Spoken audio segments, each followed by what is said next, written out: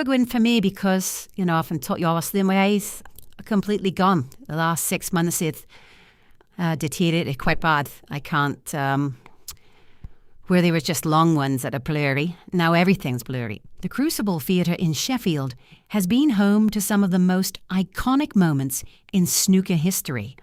It's where legends are made, rivalries are born, and players rise to the occasion. But not everyone gets to keep their seat at the table. Some of the biggest names in the sport have either bowed out of the World Championship or are clinging to their last chance. And that's exactly what we're going to talk about. The 10 snooker legends we may never see at the Crucible again. Let's start with Fergal O'Brien, who retired from professional snooker after the 2023 to 2024 season, bringing down the curtain on an impressive 33-year career. The Irishman has been a steady presence on the snooker tour since 1991, and after years of thrilling matches, he's decided to call it a career at the age of 52. It's not that he's lost his love for the game, but he realized that sometimes even the best players know when it's time to pass on the cue and shift focus. Now don't think for a second that Fergal's just packing up and disappearing. He's switching gears into coaching and commentary, where he'll continue sharing his vast knowledge with the next generation of snooker stars.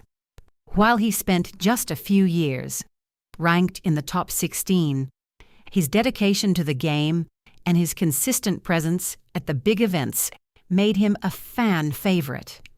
So, now that we've officially seen the last of Fergal at the Crucible, it's safe to say we'll miss his calm composure, his precision, and that Irish flair he brought to every frame.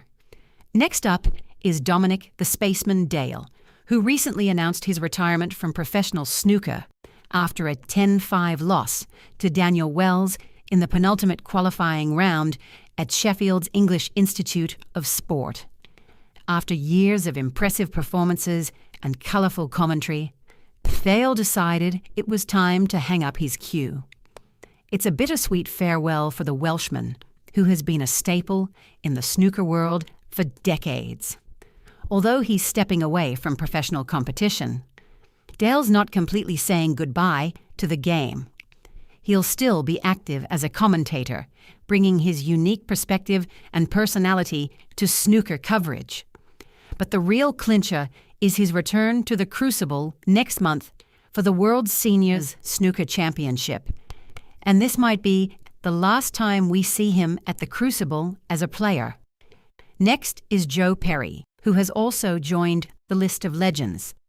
The 50-year-old former Welsh Open champion announced that this World Championship will be his last as a professional.